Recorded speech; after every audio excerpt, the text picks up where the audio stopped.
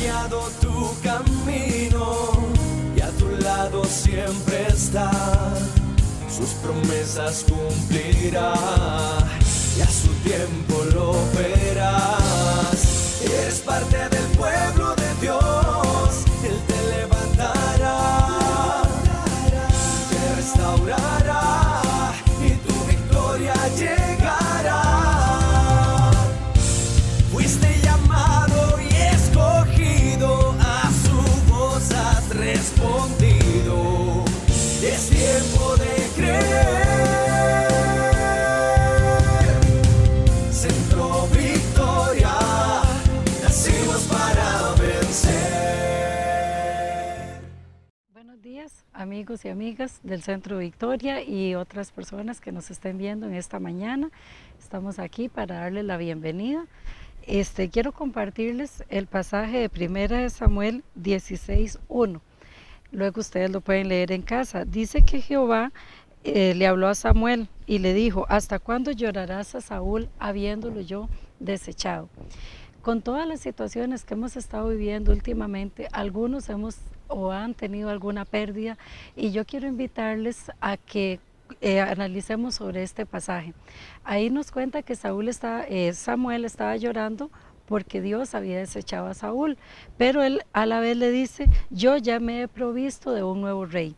Entonces, cuando siempre se nos dice que olvidemos el pasado, que dejemos atrás lo que ya quedó, se asimila a dejar el pasado como las cosas tristes o las cosas malas. Pero yo quiero invitarles que también nos olvidemos del pasado que haya sido bueno. Tal vez antes de que pasara todo esto que está sucediendo, de esa pandemia y todo, habías tenido un buen trabajo, una buena casa, un buen carro, y por alguna de estas situaciones has tenido que despojarte de algo que para ti era bueno. Entonces yo quiero decirte, como Dios le dijo en esa ocasión a Samuel: yo ya me he provisto de algo nuevo, de un rey nuevo. Entonces, a que abras tu corazón, tu mente, tu entendimiento y empieces a recibir lo nuevo que Dios tiene para ti. Sabemos que todos los que aman a Dios, todas las cosas nos ayudan para bien, no solo algunas, no solo las que nos gustan, sino dice todas. Entonces, esta mañana es lo que quiero compartirte: abrirnos a recibir lo nuevo que Dios tiene para nosotros. Hemos estado viviendo algo que muchos otros no vivieron, pero para nosotros hemos tenido la oportunidad, pero es tiempo de aceptar las cosas nuevas, buenas que Dios tiene para cada uno de ustedes y cada uno de sus familiares. Así que ahí les dejo el pasaje. Cuando ustedes lo puedan estudiar en su casa, le pidan a Dios, al Espíritu Santo, que les dé revelación y lo puedan disfrutar y compartir con sus amigos o familia. Buen día.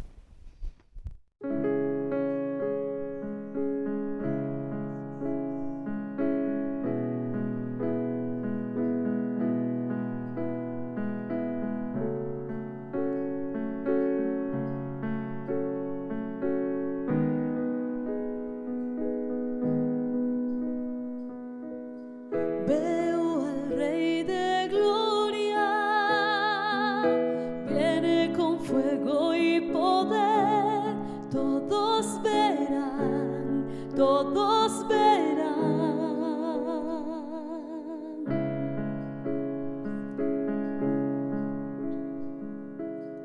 Veo su amor y gracia, mi pecado perdonó. Le alabaré, le alabaré. Hosana, Hosana, Hosana en las alturas. Hosana, Hosana, Hosana en las alturas.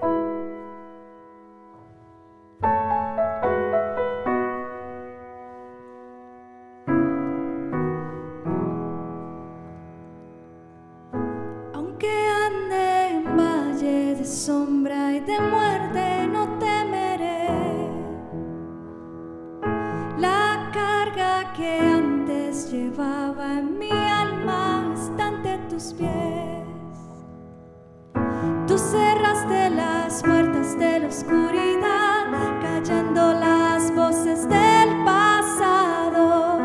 Al instante la escena cambió en la hermosa visión de la cruz.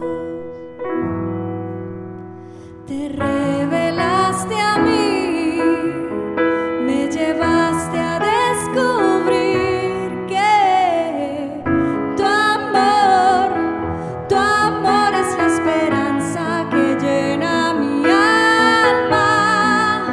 Tu amor es la promesa en la cruz sellada. Jesús, coronado estás, Jesús, tú reinarás por la eternidad.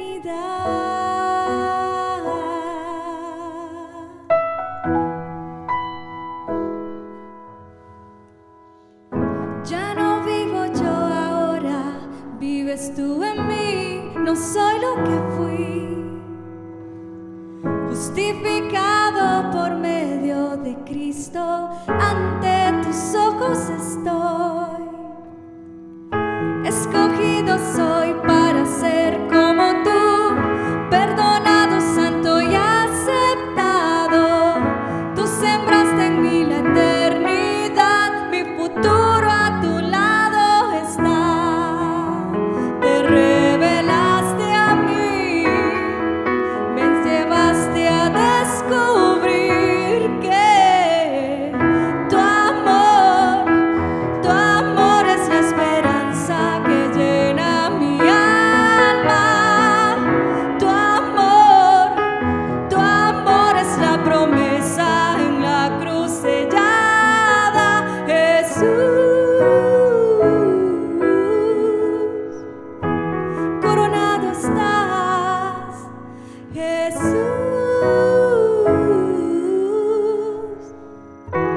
tú reinarás por la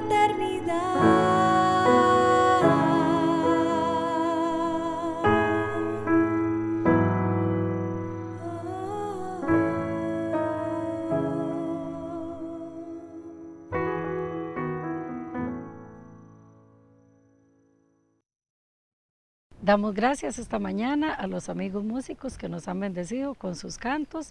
Espero que haya sido de bien para ustedes también. Le damos la bienvenida al pastor y quedamos dispuestos a recibir su enseñanza diciendo: la palabra indestructible de Dios dice que yo soy todo lo que ella dice que soy, que yo tengo todo lo que ella dice que tengo y que puedo hacer todo lo que ella dice que puedo hacer. Esta mañana una semilla poderosa será plantada en mí y en su corazón también. Buenos días. Hola amigas y amigos, qué alegría poder estar con ustedes nuevamente a través de su programa de producciones Centro Victoria, desde San Isidro del General, en la zona sur de Costa Rica. Qué bueno poder llegar hasta sus casas, llegar hasta sus vidas y compartir con ustedes durante algunos minutos unas pocas reflexiones acerca de este libro extraordinario, espectacular, que llamamos la Biblia. Como ustedes saben, Biblia en realidad lo que significa es libros en griego. Entonces, esta colección de libros, más bien, que son 66 libros, 39 del Antiguo Testamento y 27 libros del Nuevo Testamento. Estos 66 documentos contienen, para nosotros los creyentes, la revelación de la palabra de Dios. Contienen la voluntad de Dios para nuestras vidas. Son la regla de fe y práctica. Lo que creemos debe ajustarse a lo que dice el libro y lo que vivimos pues debe ajustarse a lo que dice el libro. Eso es lo que significa la expresión la regla de fe y práctica. En esta colección, en esta biblioteca realmente encontramos de todo. Encontramos música, encontramos poesía, historia, filosofía, encontramos cartas personales, encontramos cartas colectivas, circulares para las iglesias, lo que usted quiere imaginarse. Hay libros de proverbios, hay libros de música, hay poesía extraordinaria como el Cantar de los Cantares, hay libros de historia como Reyes, como Crónicas, primer y segundo libro de Samuel. Es un mundo fascinante, es un mundo donde nosotros, por lo menos los que somos creyentes, deberíamos ahondar, deberíamos profundizar, deberíamos obedecer el mandato de Jesús que dijo: escudriñen las Escrituras. No solo leanlas, estudien, investiguen. Uno de los extrañas contradicciones que existe hoy en día en la iglesia cristiana es que tenemos templos llenos de personas a las que les gusta cantar y les gusta alabar y adorar y hasta les gusta escuchar algún buen sermón de vez en cuando, pero no tienen una relación personal con la palabra de Dios. O sea, en sus casas, en sus vidas, en su tiempo libre, estudiar la Biblia no es una prioridad. No es una prioridad. Yo no entiendo cómo alguien puede decir: soy hijo o soy hija de Dios, soy creyente, estoy enamorado de Jesús, y pensar que esa persona de la que decimos que estamos enamorados nos dejó 66 documentos ahí y nos vale. No nos interesa leer ninguno, no tenemos tiempo, no entiendo, me duele la cabeza, me lloran los ojos, nunca fui muy bueno para leer. Tratamos la Biblia con un menosprecio, con una indiferencia, y el problema es que al tratarla así, pues eso está demostrando la calidad de relación que tenemos con el autor.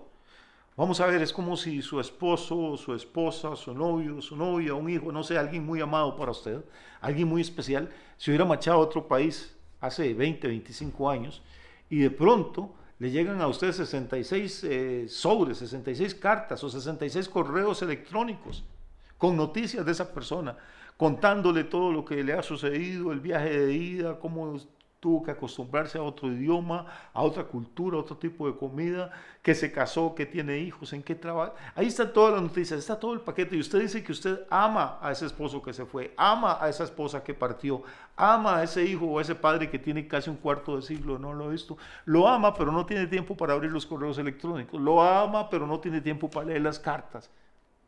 ¿Usted se imagina esa escena? ¿Podríamos creerle de verdad a una persona que diga: hoy mi esposita se fue hace 20 años, pero yo la amo con todo el corazón? Mira, y hace 5 años me mandó estas cartas, no ha abierto ninguna porque es que no ha tenido tiempo. ¿Usted podría creer eso? ¿Verdad que suena ridículo, suena absurdo? Bueno, pues eso es lo que pasa con muchísima gente con la Biblia. ¿Y cuáles son las consecuencias de eso? Las consecuencias de eso es que tenemos hoy en día iglesias donde se predican una serie de cosas que parecen escritura, que parecen Biblia, pero que no son. Son cosas que emocionan a la gente, que la impresionan, que afectan sus sentidos, pero que no hay ninguna revelación de Dios, no hay ningún alimento, no hay ninguna nutrición espiritual. Y quizá la principal fuente de problemas en nuestras congregaciones hoy en día es la ignorancia terrible sobre lo que realmente dicen las Escrituras. Y no estoy hablando de subirse al púlpito y abrir la Biblia por ahí, leer 2 o 3 versículos y disertar durante 2 horas de esos 3 versículos. Estoy hablando de hacer un estudio serio, concienzudo, de que lo que enseñamos tenga coherencia, de que tome en cuenta el contexto anterior, el contexto posterior, de que tome en cuenta el carácter de Dios, de que tome en cuenta el total de la revelación que tenemos. Hay un texto que es el que yo quiero usar como base para compartir hoy con ustedes, y vamos como siempre, a pedirles: busque su Biblia, anímese, téngala ahí a mano, precisamente para esto, para que usted pueda corroborar la información que está recibiendo, para que Dios pueda inquietarlo y que cuando termine el programa usted pueda seguir leyendo el contexto siguiente o el anterior, o leer toda la carta que vamos a leer hoy, que es la segunda epístola de Pedro. En el capítulo 1 es muy interesante.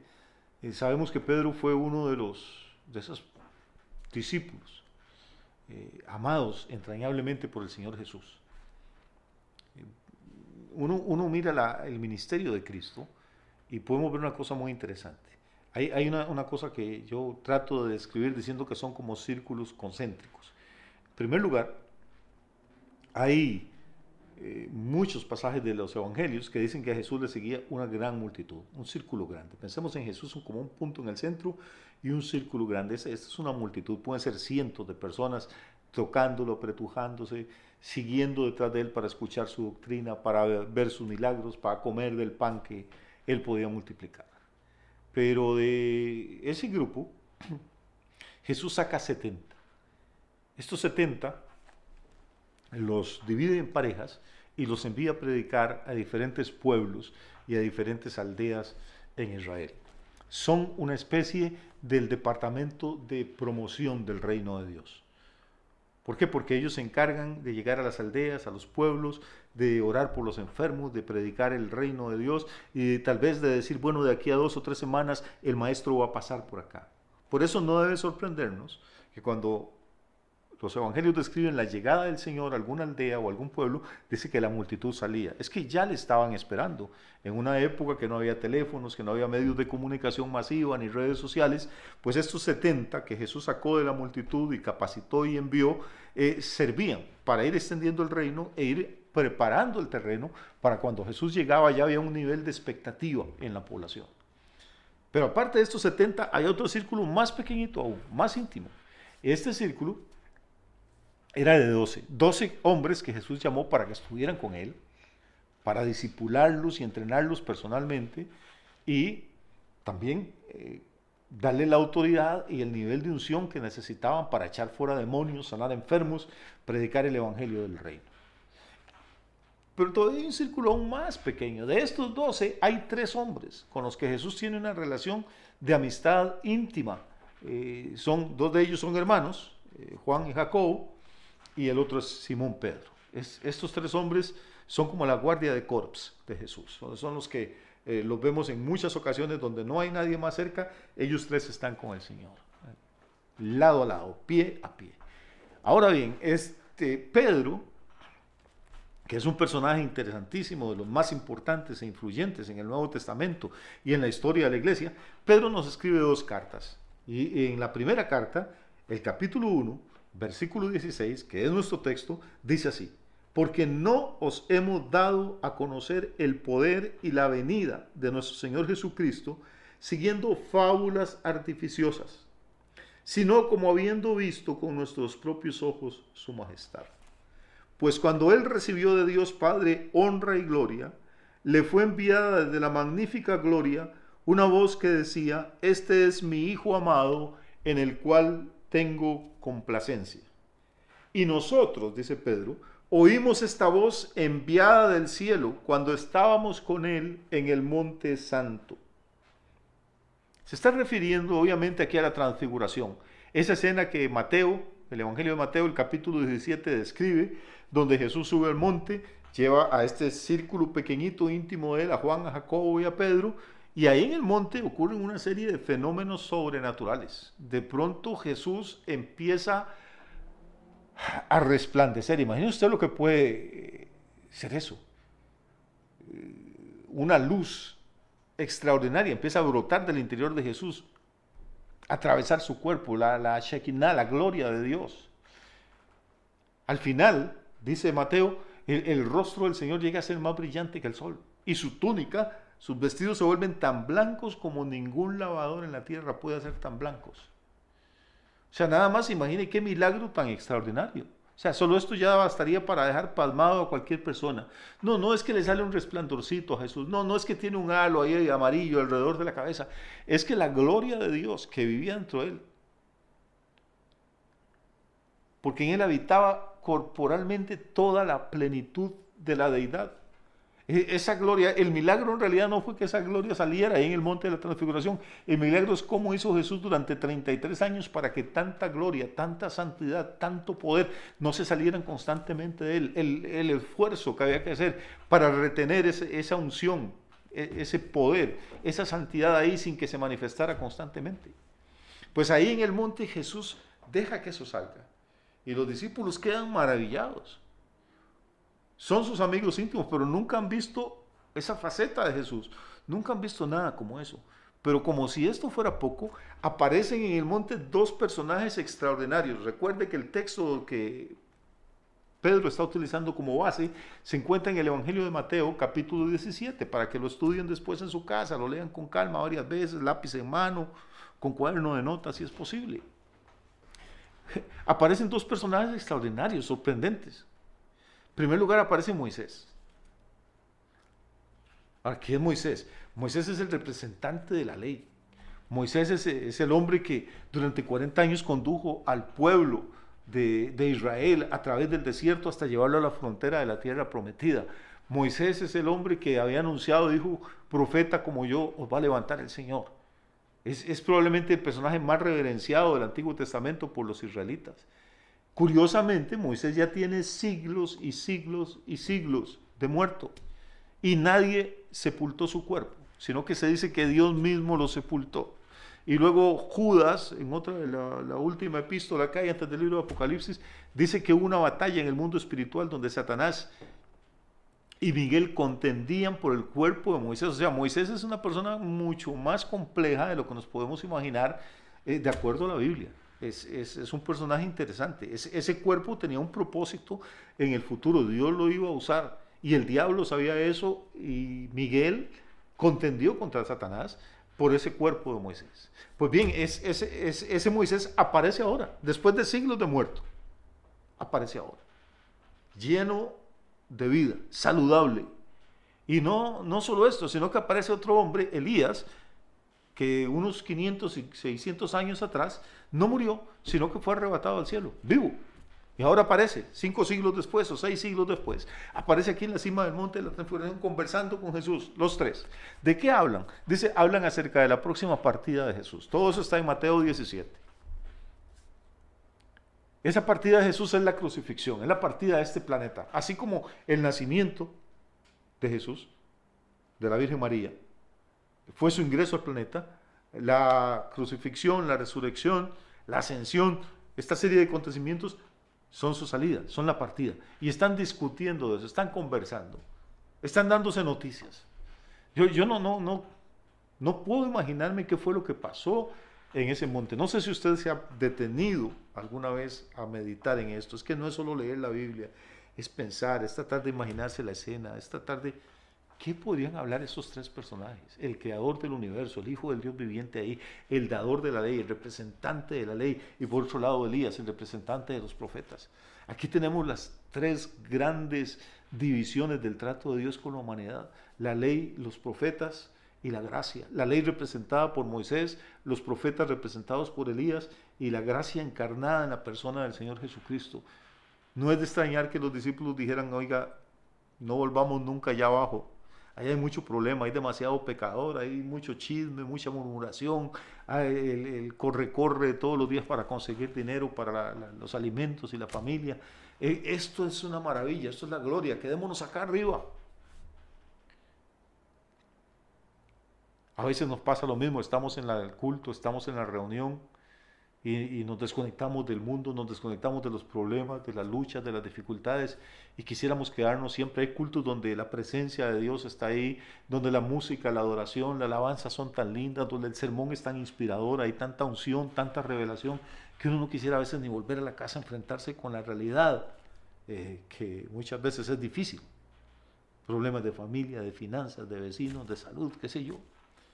Pero lo interesante es que una voz desde el cielo dice, por favor no digan necedades, este Jesús es mi Hijo amado, yo me complazco en Él, escúchenlo a Él.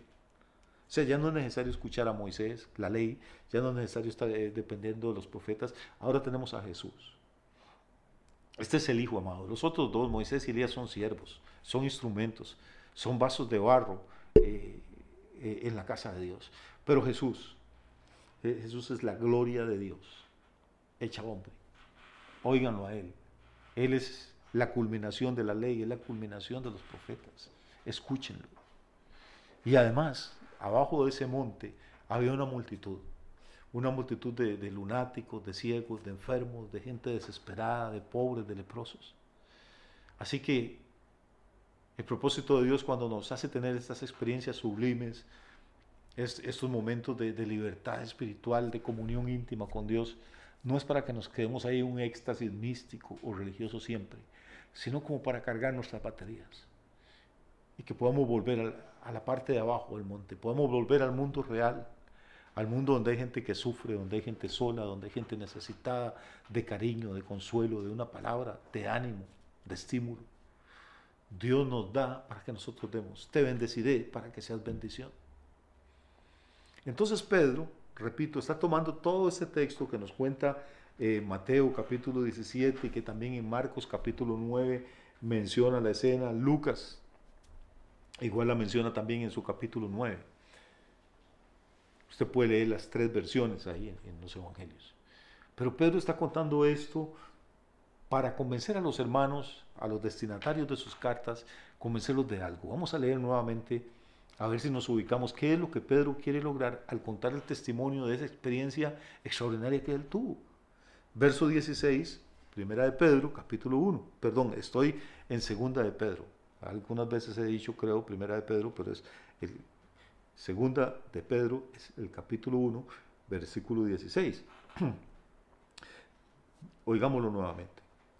Porque no os hemos dado a conocer el poder y la venida de nuestro Señor Jesucristo siguiendo fábulas artificiosas.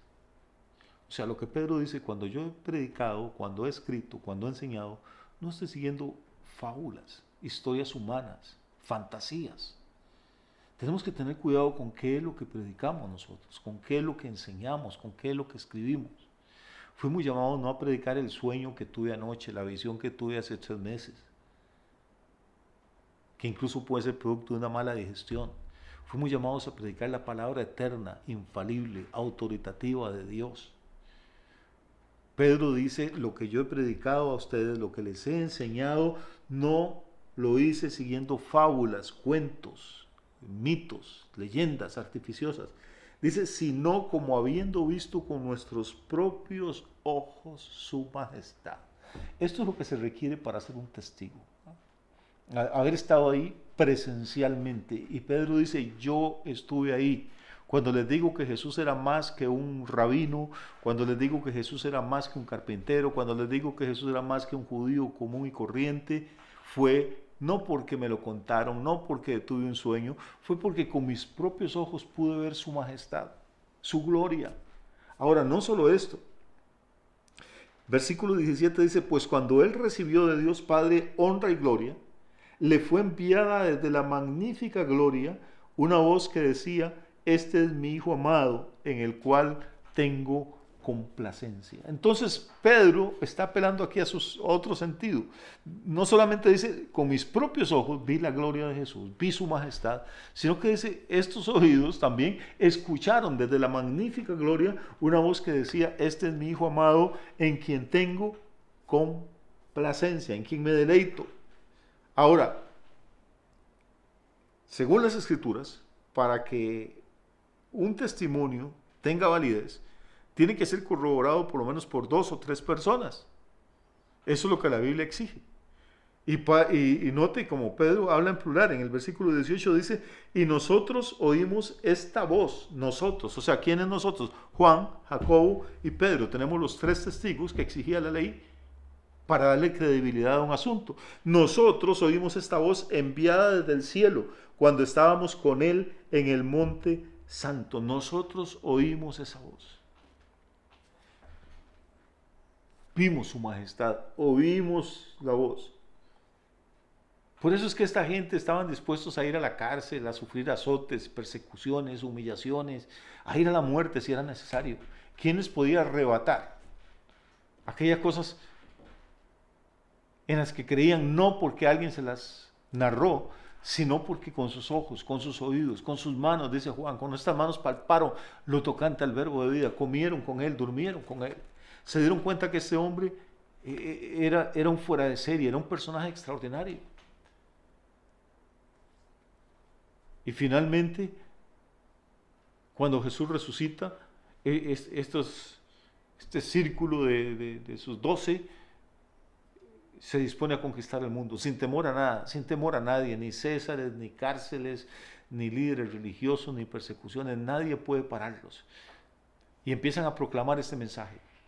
Y ahora, así como al principio le hablaba de círculos concéntricos que se iban reduciendo, ahora ocurre al revés. Siguen siendo círculos concéntricos, pero ahora se van expandiendo. Primero empiezan a predicar en Jerusalén y se convierten en miles, luego pasan a Samaria, luego pasan al resto de las naciones. Y hoy en día, 2000 años después, el círculo se hizo tan grande que ha abarcado todo el planeta. Hay discípulos de Jesús en los polos, en los desiertos, en los trópicos, en las selvas, en las ciudades. Hay congregaciones que se reúnen en catedrales gigantescas. Hay grupitos que se reúnen en chocitas miserables y pequeñas con el piso de tierra. Hay gente que se reúne en las casas. Hay estaciones de radio, de televisión. Hay imprentas. Aquello que empezó como algo pequeño se ha ido expandiendo y expandiendo y está alcanzando hasta los confines de la tierra. Ahora quizá el tema nuestro, quizá nuestra preocupación debe seguir siendo las misiones, debe seguir siendo cómo alcanzar a los que no han sido alcanzados. Pero no podemos enfocarnos solo en esto. También tenemos que pensar en los que ya fueron alcanzados. Pero ¿con qué tipo de mensaje? ¿Con qué tipo de enseñanza? ¿Con qué tipo de doctrina? ¿Habrán sido alcanzados con fábulas artificiosas contra las que nos amonesta Pedro? ¿O habrán sido alcanzados con un testimonio de verdad sólido, bíblico, basado en las Escrituras, respaldado por el Espíritu Santo de Dios? Porque cuando es así, el mensaje te va a dar una fe y una convicción que te va a hacer enfrentar los problemas, las luchas, los desafíos, las tentaciones, los desánimos y las crisis.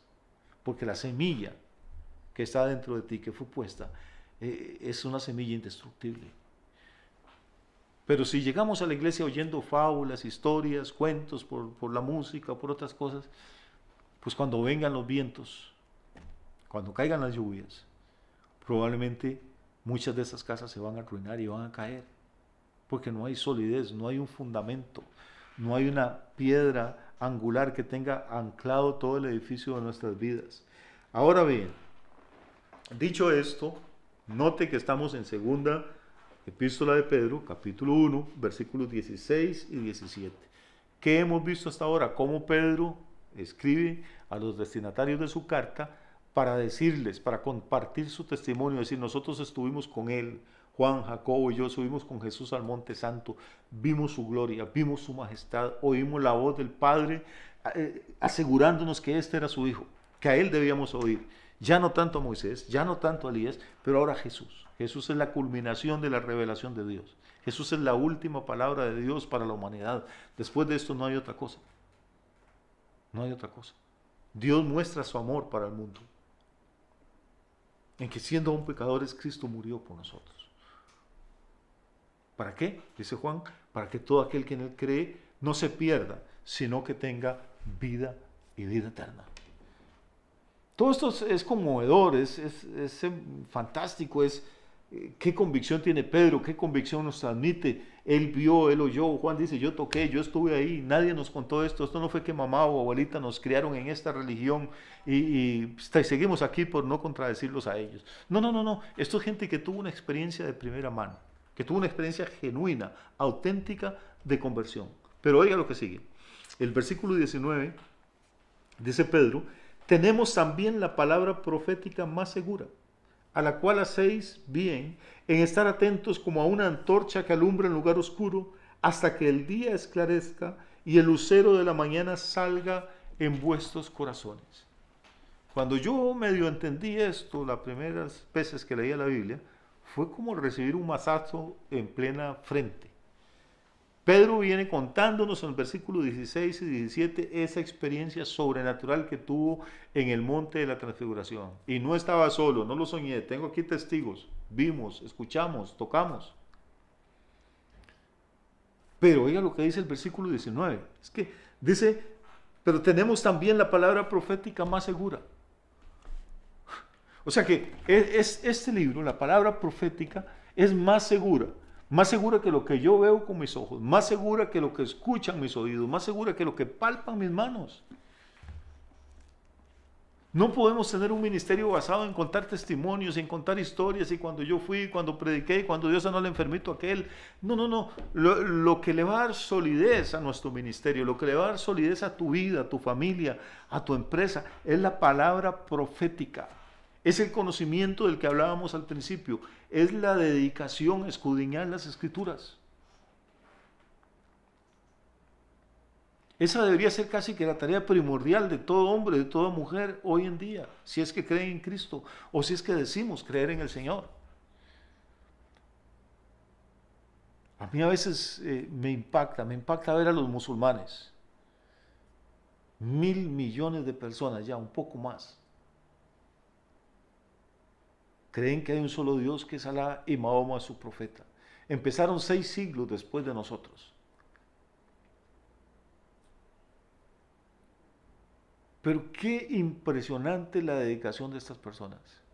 Qué impresionante la cantidad de horas que dedican cada semana a leer el Corán, a leer su libro sagrado. Qué impresionante su fidelidad a la oración.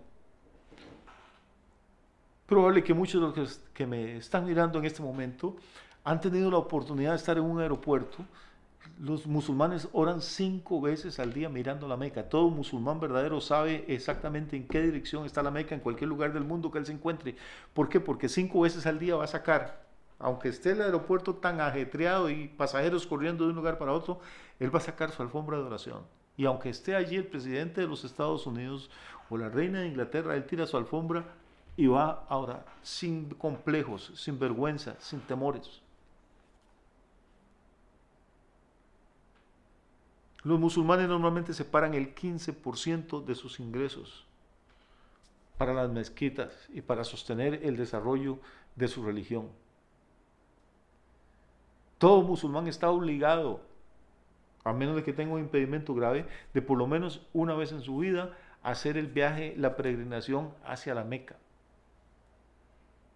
Ayunan un mes entero, el mes de feria más caluroso del año, el mes más incómodo allá en el Medio Oriente, Ramadán. ¿Cuántos cristianos conocemos nosotros realmente que ayunan un mes entero, continuo? ¿Cuánta gente conocemos nosotros? Hoy en día en las iglesias hay hasta pleitos y discusiones a ver si el diezmo es del Antiguo Testamento y si es bíblico o no es bíblico. Esta gente no discute, da el 15, aparte de las limosnas y las ayudas a los pobres. ¿Cuántos cristianos conocemos nosotros que oran 5 veces al día?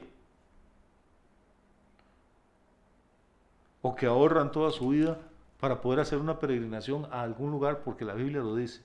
En realidad yo creo que muy pocos. Pero no hagamos peregrinaciones, no nos preocupemos tanto por el dinero, no nos preocupemos tanto por el mes del ayuno. Pero veamos una cosa, esa pasión, esa devoción que esta gente tiene por el Corán. Algunas de las gentes más respetadas en el mundo musulmán son hombres y mujeres que han logrado aprender el Corán de memoria. De memoria. Hoy en día no tenemos mucha gente en las iglesias. Antes, hace 40, 50 años, en las iglesias los jóvenes jugaban una cosa que se llamaba esgrima bíblica. Era aprender versículos y versículos de memoria. Y jugaban a ver quién sabía más y qué dice tal versículo. O citaban el texto y dónde aparece eso en la Biblia. Y los muchachos aprendían eso y iban conociendo y creciendo en el conocimiento de la palabra. En nuestra generación de creyentes, si hiciéramos esgrimas bíblicas en los cultos de jóvenes, en las reuniones de jóvenes, ¿qué cree usted que pasaría? ¿Cuánta gente conoce usted que conozca unos 2 o 3 libros de la Biblia de memoria sin equivocarse en la palabra? Inmediatamente salen todas las excusas y todos los razonamientos. Pero volvamos a lo que dice el apóstol Pedro. Dice, no importa lo que yo haya visto, dice Pedro, no importa lo que haya escuchado, no importa lo que haya palpado, tenemos algo todavía más seguro que la información que nos transmiten nuestros sentidos. Tenemos la palabra profética. Por eso un hombre o una mujer que conocen esta palabra, que la aman, que la disfrutan, que se deleitan. Como decía el salmista, que en la ley de Jehová está su delicia y se deleita en ella de día y de noche. Ese hombre o esa mujer son diferentes. Son diferentes, son como árboles plantados junto a corrientes de aguas. Usted se extravió en una montaña y quiere saber por dónde va el río más cercano, pues busca un árbol alto, súbase, y por donde pasa el río se ve que el verde de los árboles es diferente. Las hojas, los árboles son más frondosos, las hojas más lozanas, la coloración cambia.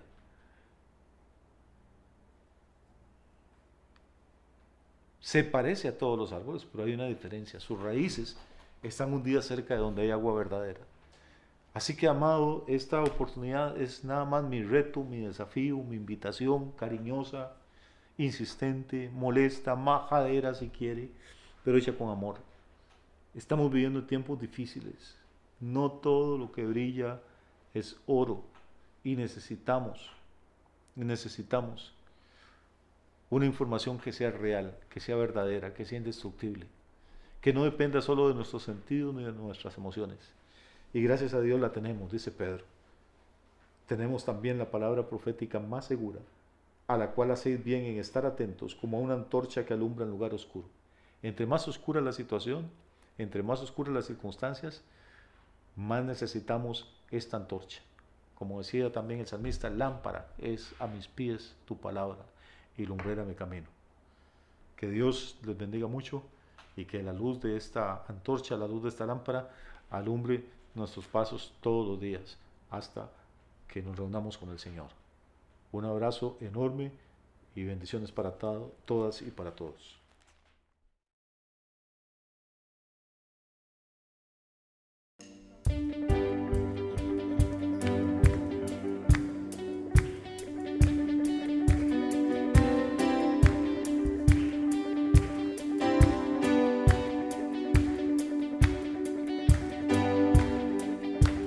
Por ti todo lo puedo, todo es posible y la fuerza tú me das. Nada es imposible, por ti mis ojos se abren, cadenas son rotas y yo viviré por fe. Nada es imposible.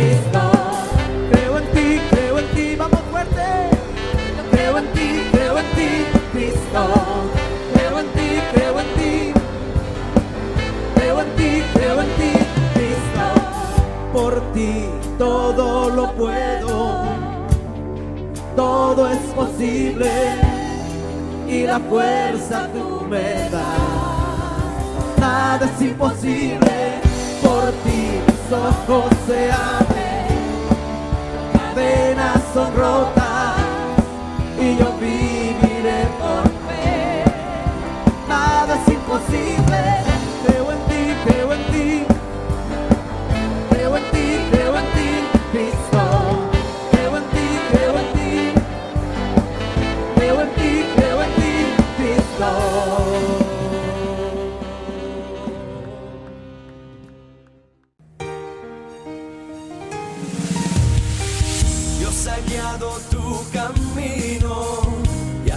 lado siempre está, sus promesas cumplirá, y a su tiempo lo verás. Eres parte del pueblo